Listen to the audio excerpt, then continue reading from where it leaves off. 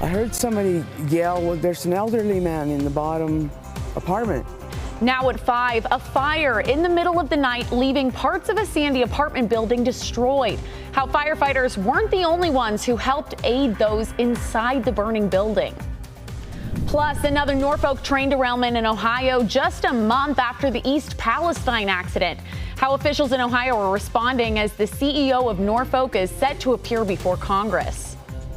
And the Great Flood of 1983 was triggered by all the melted snow that came down the canyon and joined other rivers. That's coming up here in Worth Watching.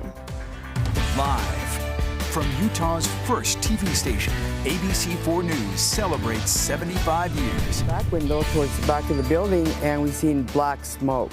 It was very thick. Parts of a Sandy apartment complex are now unlivable after the building caught on fire, destroying the attic and the roof. Good evening. I'm Sarah Murphy. Thanks for joining us for ABC4 News at 10. Tonight, we're learning more about that apartment fire and a woman who stopped to help others in the building. ABC4's Annika Johns joins us live in Sandy. And Annika, it sounds like that woman that stopped and helped, she didn't even live there. Yeah, that's right, Sarah. Zuela Rubio was here at Liberty Heights Apartments just visiting a friend when she smelled smoke. Knowing others were still in the building, she jumped to action to make sure everybody could evacuate safely. That whole thing just in flames. There was flames coming out of the roof. There was flames coming out of the windows, out of the door.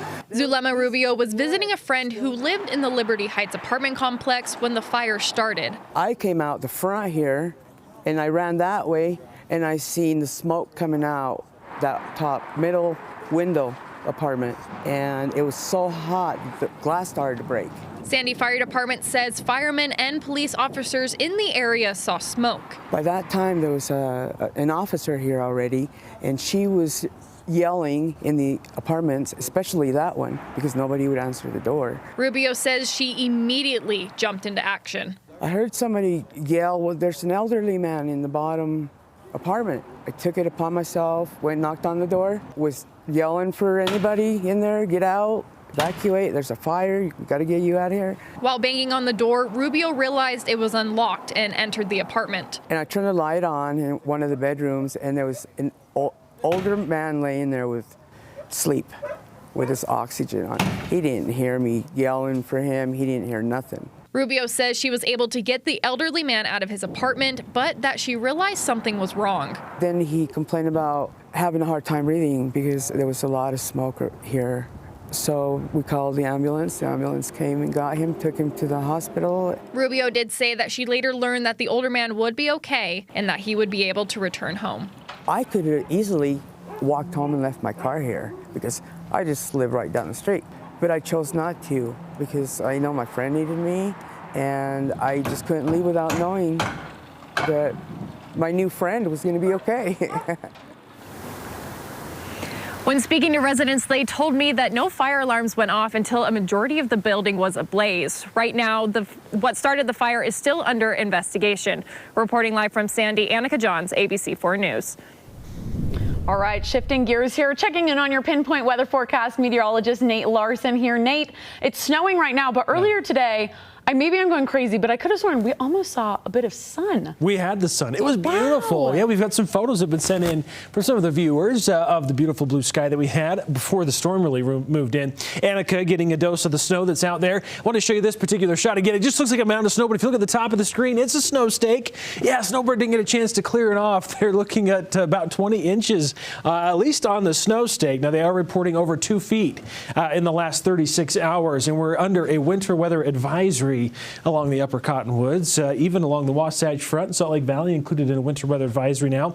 Current conditions showing the snow just starting to pick up, really coming down now here at the studio. In fact, if you look at this particular street light on the bottom left-hand corner of the screen, I guess it's your right-hand corner, my left, you can see the snow really coming down, but the flag also whipping northwest winds now at 7 miles an hour. 35 degrees is the temperature, wind chill at 29 right now. And here's the snow. You can see a nice band of it set up along the front that's moving through the Beehive State. So northern parts of the state seeing the brunt of the snow showers right now, all the way from the Idaho state line through Box Elder, Weber, Davis, and now Salt Lake counties. Utah County also seeing some of the snow showers. The brunt of the storm still moving in. In fact, the winter weather advisory doesn't kick in until 11 o'clock this evening, so it's just around the corner, and it's expected to continue to see some off and on snow showers through tomorrow morning.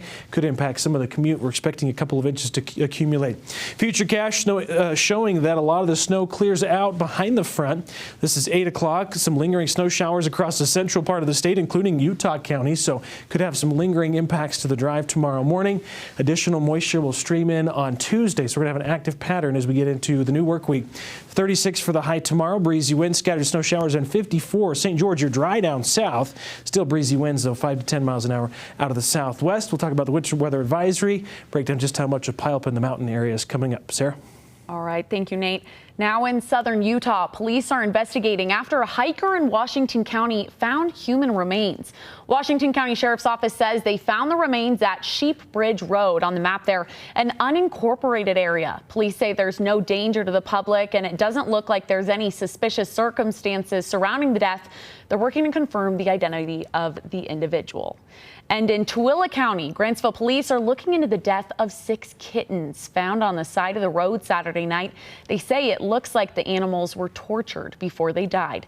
They found the kittens just off of Little Mountain Road by the rock quarry. Police ask that if anyone has any information to contact them at the department. Another Norfolk Southern train derailment in Ohio, this time in Springfield. This happening about a month after a derailment in East Palestine, Ohio, that caused a massive toxic spill. Here's ABC's Mona Kassar-Abdi with the details.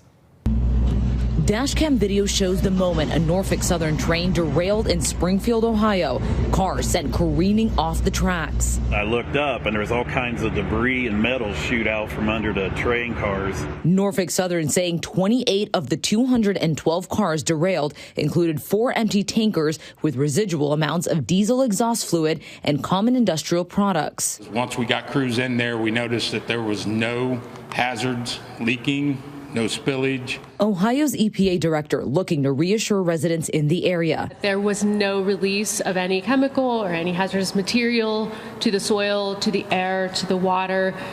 We were, of course, tracking that closely. There are no reported injuries, and the cause is under investigation. This is the 3rd train derailment in Ohio so far this year. This train was over 200 cars, which is 50 more cars than the East Palestine train. So the railroad's got a lot of questions they've got to answer, and they really haven't done it very well yet. That derailment in East Palestine causing a massive toxic spill. New results of independent air testing by Carnegie Mellon and Texas A&M universities indicate elevated levels of acrolein, which can cause skin, respiratory, and mucous membrane irritation. The Ohio Department of Public Health says the most common symptoms people are reporting are headaches, followed by anxiety, coughing, fatigue, and skin irritation. Our data and EPA's data show that there's need for further follow-up to make sure that concentrations of various pollutants, including acrolein, are going down to a level where they would be sort of not potentially harmful to people's health.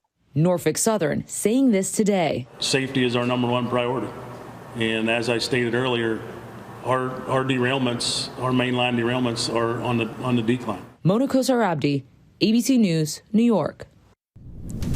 All right, switching gears. Coming up, we've got a live look in St. George, an area that's going to steer clear a lot of the storms. We've got snow pushing through northern Utah, though. We'll talk about how much is going to pile up. We'll have the details after the break.